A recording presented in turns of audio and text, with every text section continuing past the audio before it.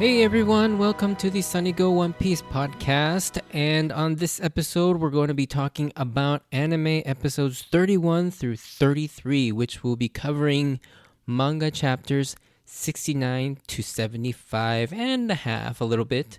And we are going to be discussing the beginning of the much anticipated Arlong Park arc. Wow, that sounds really weird to say. This is the moment we finally learn more about Nami and her mysterious personality and past, as well as get introduced to probably the most fearsome foe we have come across yet in the One Piece story. And I cannot wait. So let's get right into it.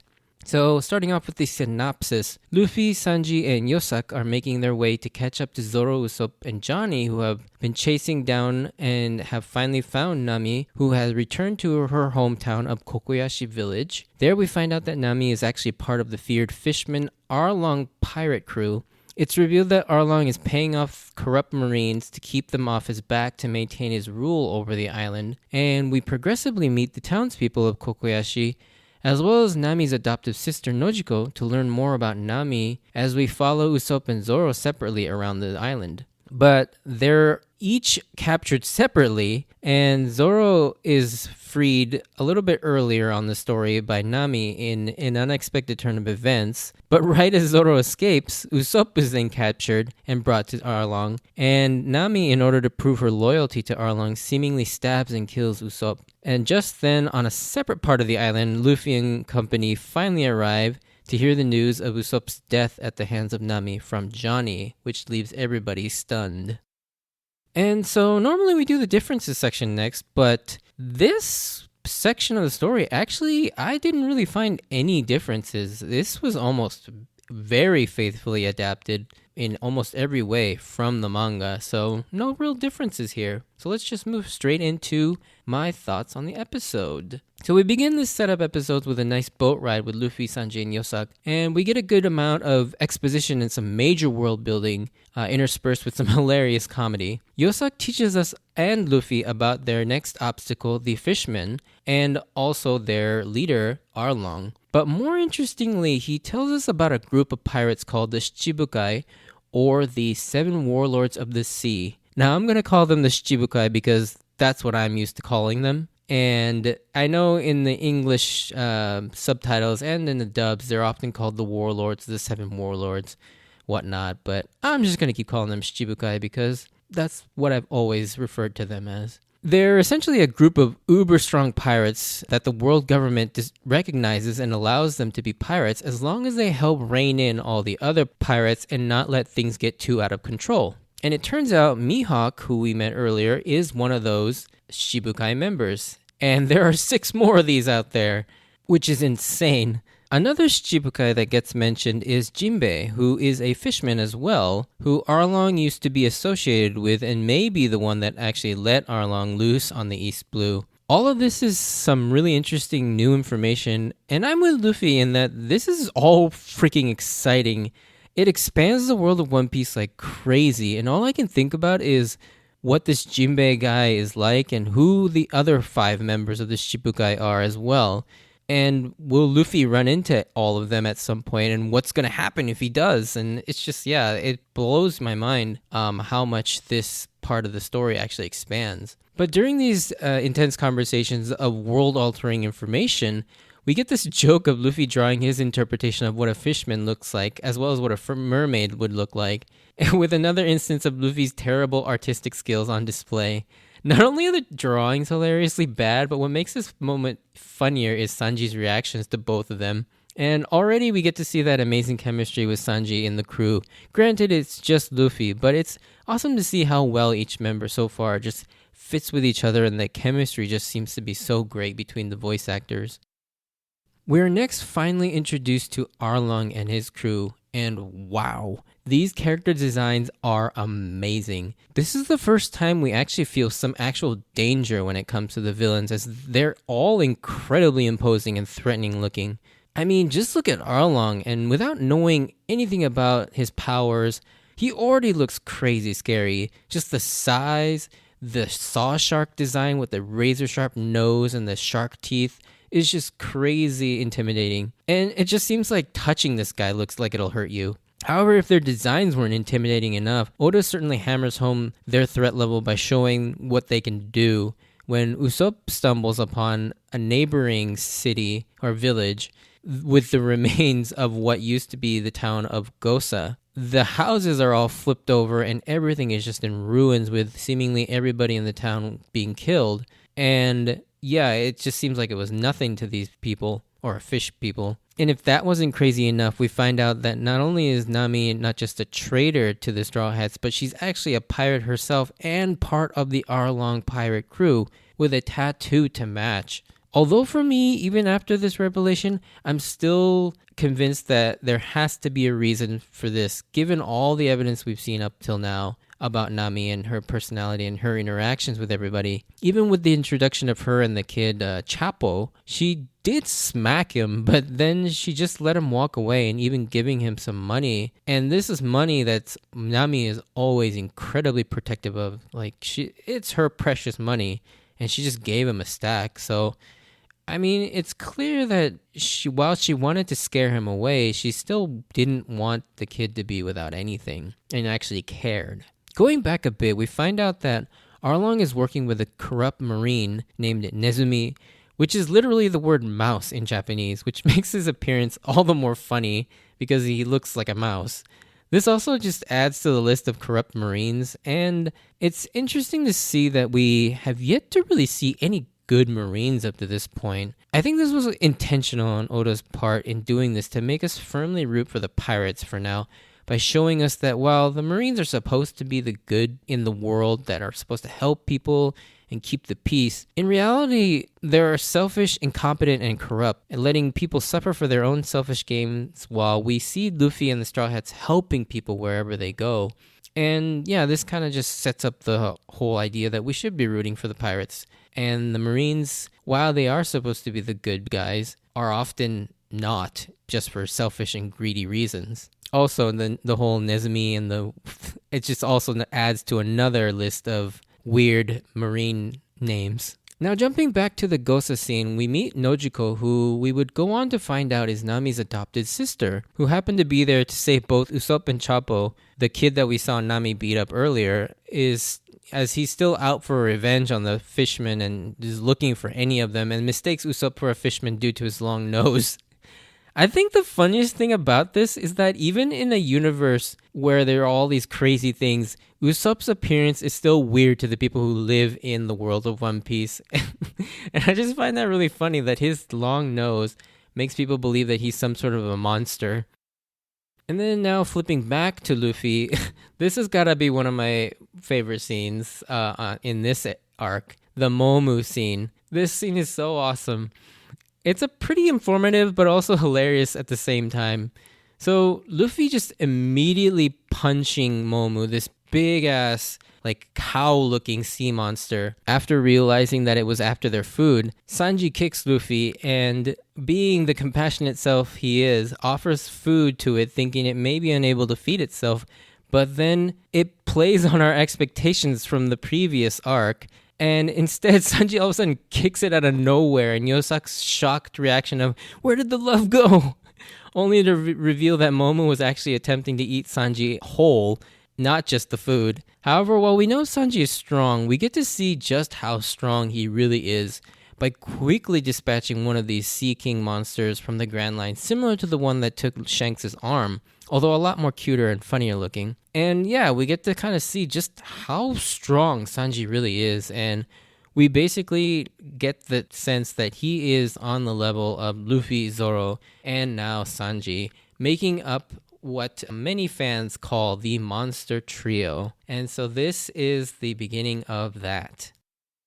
Through more clues dropped by Nojiko and Usopp's conversation, we can start to theorize what is actually happening with Nami and Arlong. However, I really like the scene where they're in the house because it establishes just how much pain and suffering the inhabitants of this island have had to endure for so long, but also gives us a deeper look at Nami. But at this point, we're all pretty aware that Nami is not truly a part of the Arlong pirate crew. But these 3 episodes really does an amazing job at continuing to maybe sow some doubts in our head as to which side she's actually leaning on.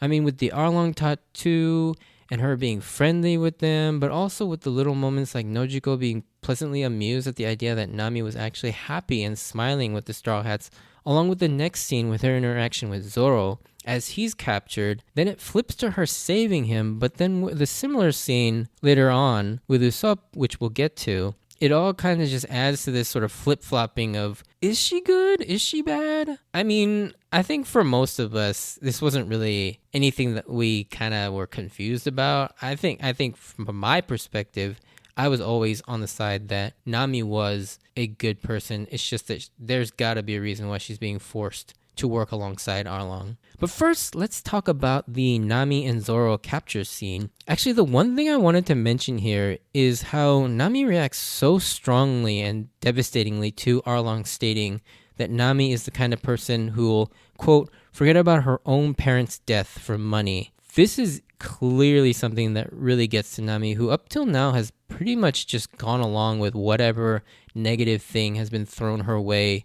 And even the insults and like the snide comments from Arlong, whether it's being called evil, a witch, or selfish, or thief, or pirate. But this is something that really struck a nerve and something deep inside Nami. And Zoro notices this with this slight change in Nami's face and demeanor. As someone who initially didn't trust Nami, and even who didn't really trust her fully up till now, I think it's pretty astute of Zoro at this point to figure out that this isn't really Nami and that she is actually putting on an act. And all the good things Nami has done, those were the real moments, which is why he decides to put this to the test by diving into the water with his hands and feet tied. And sure enough, Nami does rescue him under the guise that she wants to kill him properly later. Of course, she would go on to free Zoro and tell them to leave her because she does seem to care about them. And while she can't be with them anymore, she doesn't want them dead, as she's hoping maybe they'll take her back once she's freed her town.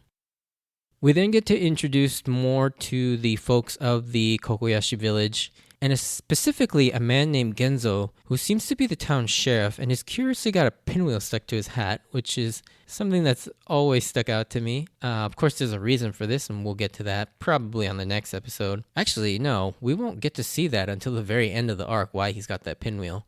Anyways, we see him being threatened by Arlong for having weapons, and the best part about this whole thing is Usopp. As Genzo is about to be killed by Arlong, Usopp comes out of nowhere, all of a sudden attacks Arlong from a distance with the gunpowder star. And it seems like this, which is why I love Usopp from the very beginning, and never understood the Usopp hate.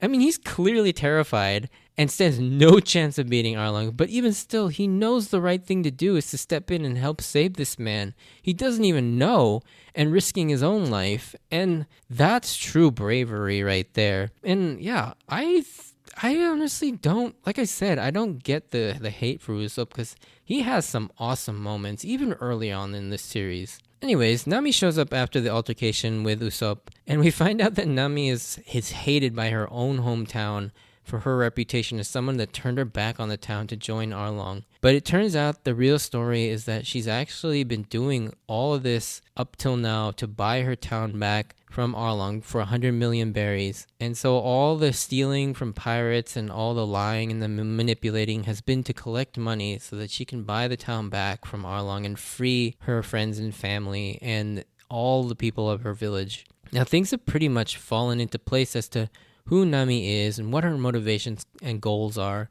as well as that grave we find out belongs to someone important to Nami, and in all likelihood, her dead parents that were mentioned a bit ago by Arlong. And kind of switching gears, going to the Zoro and Hachi scene, I always found this scene with them really interesting and funny. It's just that Hachi appears to be so different and non-threatening compared to the other fishmen, and almost friendly and likable. Also, the fact that his friends are all beat up by Zoro just behind the wall is pretty funny too, with him just completely oblivious to that. But really, this scene always stood out to me with just how different Hachi is portrayed compared to, Arlong, Kurobi, Chu are all incredibly intimidating and imposing. And then there's Hachi. We'll have to keep an eye on Hachi and see where his character goes, because Oda doesn't do stuff like this without a reason. Once Zoro arrives on Kokoyashi Village with the help of Hachi as he friendly takes him on the little sea taxi over to the village. Of course, he promptly gets run over by Luffy once Luffy, Sanji, and Yosaka arrive. I love this sort of running gag that Luffy always inconveniencing Zoro every time they reunite. There's going to be an even better example of this later on in this very arc. And yeah, they're all hilarious to see. The last moment in this set of episodes is once Usopp is finally captured by Chu, he's brought to Arlong Park and like Zoro is again faced down by the Arlong pirates and Nami, clearly becoming uneasy with all the Straw Hats constantly put in danger from Arlong. It's starting to show and Kurobi is beginning to suspect Nami. But in a crazy twist, as Usopp tries to escape, Nami catches Usopp and stabs him and drops him in the water, seemingly killing him, with Johnny witnessing this from afar, and quickly runs to tell the other Straw Hats, with of course everyone in shock, except seemingly Luffy seems only mildly surprised. But then immediately we're teased that Usopp actually survived, and at this point we know that Nami somehow faked Usopp's death and let him escape. So that pretty much concludes the episode, but I just wanted to mention one common theme that continuously pops up when it comes to the Arlong Park arc, or anytime the fishmen and mermaids are brought up in the story, is the overt tones of racism and race superiority, and the idea that not all living things are born equal. And that's something that Arlong and the fishmen espouse quite frequently. And there are these clear overtones and themes very much present, and Arlong clearly believes that fishmen are naturally superior to humans, and in many ways they are, empirically. They're stronger, they're faster, they have much more endurance, much more invulnerability, they can breathe underwater, they're strong underwater. But due to this believed inferiority, he believes that humans are only good for serving the will of fishmen. There's a lot I want to say about this topic, but it's hard to without spoilers, so we'll get a bit more into this in the spoiler section. But for now, I like that we're seeing more adult themes and motivations for our villains, as not only is Arlong physically scary, but because his ideology is grounded in something so real as racism, he's even more terrifying because it serves to ground him more than just the villains we've had up till now, who are still these bad guys who just are bad for the sake of being evil or greedy or for wealth and power. And so they were much more these sort of Saturday morning, monster of the week type or villain of the week type of guys. But Arlong is very much more real, even though he's the most outlandish looking of the villains we've had up till now. And finally, we get a new ending theme here called Run, Run, Run. And this is once again performed by Maki Otsuka, who sang Memories from the very first ending. And it's a very big departure in terms of tone from Memories. It's way more upbeat and much more happy. It definitely follows that adventurous feel that One Piece has at the moment in the series. And we see each member as a kid. By this time, I think in the series, aside from maybe Nami, which we'll see in a few episodes, we see them all as little kids and sort of remnants of their past. We see them have fun, adventuring, and while still this is not the most interesting animation, it's certainly a step up from the still image from Memories. But I definitely like the song itself more than Run, Run, Run. I don't really have too much else to say about this ending, as it's always been fairly average for me out of all the endings, but it's still a nice listen. With that being said, so yeah, these 3 episodes are certainly a bit of an emotional roller coaster, with Nami's allegiance and motivations constantly being tested and flipped, as well as seeing our heroes in seemingly somewhat real danger with actual threatening villains in Arlong and his crew. Not to mention the crazy cliffhanger each episode seems to leave us off on. It's pretty insane. And next episode, we get to dive into Nami's backstory, and holy shit, it is one of the saddest and most disturbing stories that will bring you to tears. I know I was sobbing when I first read Nami's backstory, and yeah, it's a doozy. So yeah, I can't wait to get into that. Anyways, if you enjoyed this, send me a like or comment. And if you want to join me on this journey of rewatching One Piece, please consider subscribing. Check out my Instagram and Twitter account at SunnyGo Podcast if you want updates of when I post new episodes or see some pictures of my manga collection or other One Piece related stuff. Go ahead and check that out. And as always, I wanted to thank you for taking the time to listen to my podcast. And I hope to see you on the next episode, or stay tuned for the spoiler section. Bye.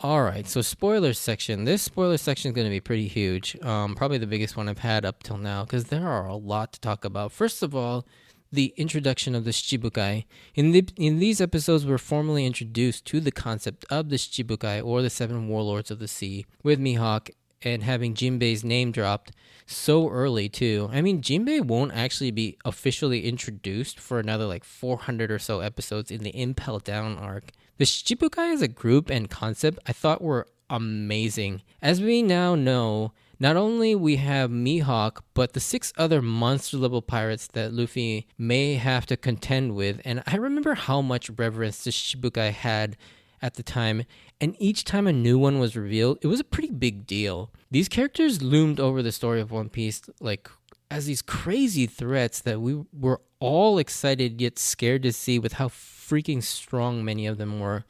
I still remember the build-up to each one, but even then, if they were revealed, we still didn't know a damn thing about them sometimes for years to come, especially with Doflamingo.